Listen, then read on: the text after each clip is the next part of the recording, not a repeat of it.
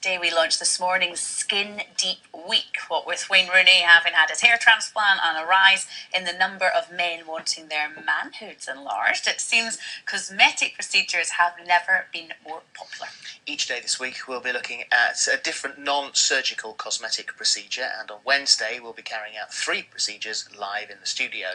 Well, we won't be carrying out the procedures, but the people who will are Dr. Amar Khan, a cosmetic doctor, and his wife, skincare specialist Leslie Reynolds Khan.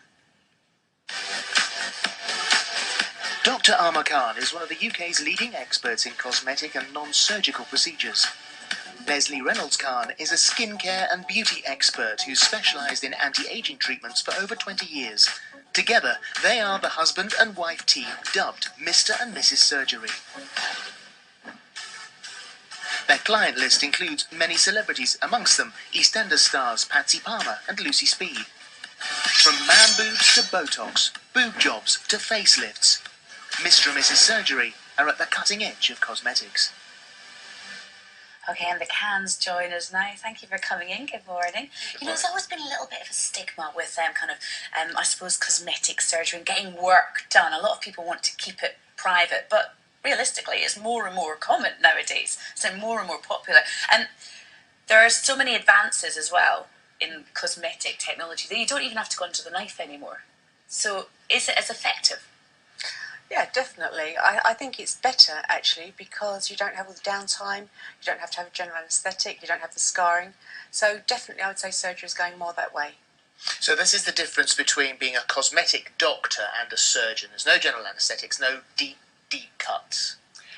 I think that you can go quite deep, and as you'll see when we see the footage of what we've done, some of the procedures are quite deep, but they're minimally invasive. We're not cutting, we're not moving tissues, and we're preserving the natural look, so we're just getting the best out of people. Why are people coming to you? I think there's a trend to less invasive procedures with less downtime.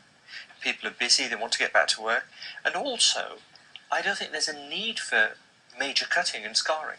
Is it more discreet then as well? So there's less kind of repair afterwards. You don't have bandages around your head. Yeah, I think that people don't want scarring so much now, and I think you'd really be surprised how many people do have these procedures. And it's very discreet, as you say. You can come in, have something done, go home. Nobody'd know you had anything done at all. So what is it? Is it a confidence thing that people come in to see you? Definitely, yeah. Because I think it enhances people. It makes them feel more confident. So it keeps you as you are, but it just enhances what you've got naturally. So we really prolong that sort of youthful look rather than change the way you look and give you that really tight, wind-pulled tunnel look. I mean, we're seeing that Wayne Rooney's had a transplant recently. What are the popular treatments for men and women?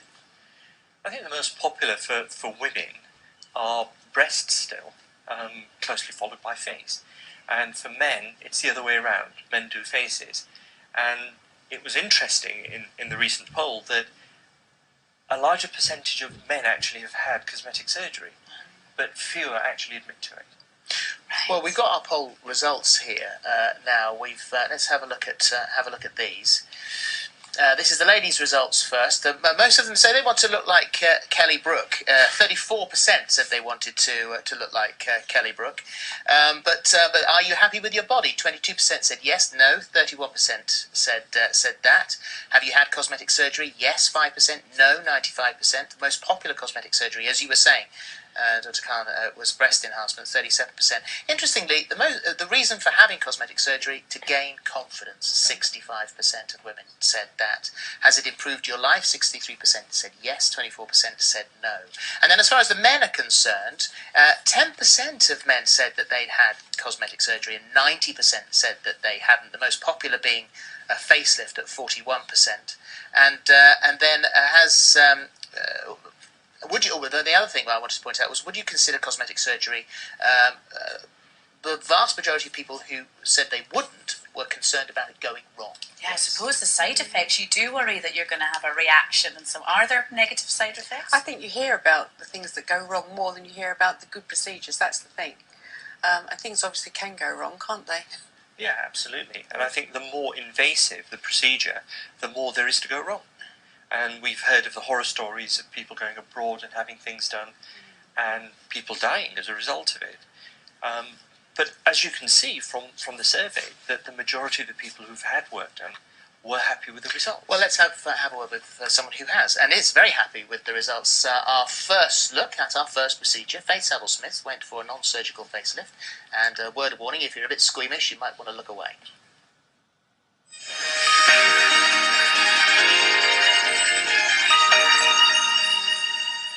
Meet 58-year-old makeup artist Faith. Over the past few years, she's longed for a more youthful appearance and is undergoing a new procedure called Face Tight in an attempt to reverse the hands of time.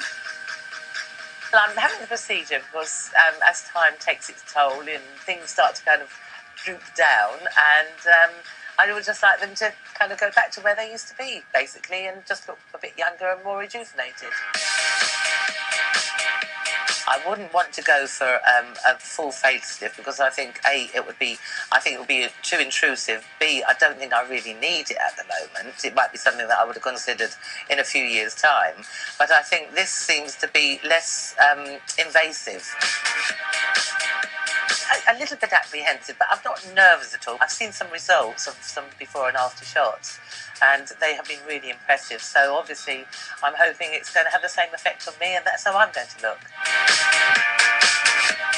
Hi, how are you? Nice to see you again. This procedure is undertaken under local anaesthetic and involves applying radiofrequency thermal energy to the face and neck to shrink the tissue, giving a tighter and more lifted appearance.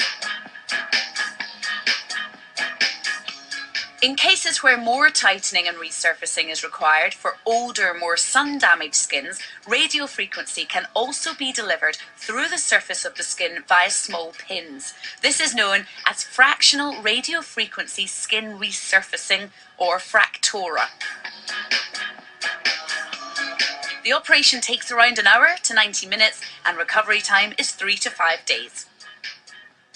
Well, I've just come out of surgery, and as you can see, I'm rather swollen at the moment, and I am a little bit groggy, but everything seemed to go very well. Everybody seemed very pleased with the procedure, and so I'm just looking forward to the swelling going down and being able to see the results. Well, Faith is laughing at that. It's not the most flattering look ever. Terrible. But here you are. How long after the surgery? It's a big month tomorrow. Okay. And how have you felt? Are you happy with the results? Well, I'm happy with the results. Unfortunately, I flew back from Portugal yesterday, so I've come up a bit puffy today, so it's actually looking a lot better than earlier on in the week, but this will go back down again. Faith, I've got to ask, did that hurt? It did. Surprisingly, it didn't. The worst part of it was just getting the numbing of the face done. That was a bit that hurt, but the rest of it didn't actually hurt very much at all. It wasn't too uncomfortable then for you? No, in fact, I nearly dozed off halfway through it. No, I got so relaxed. I no, it didn't really hurt. I mean, the fracture at the end, a little bit around the eyes, hurt a little bit, but it didn't hurt very much. How long at all. before you see the finished result? I think it's meant to take about 2 months for it all to really start to go back in, And how long is it going to last for? hopefully forever. But How long should it last for? Well, it's a long term, so we're looking at years. Yeah.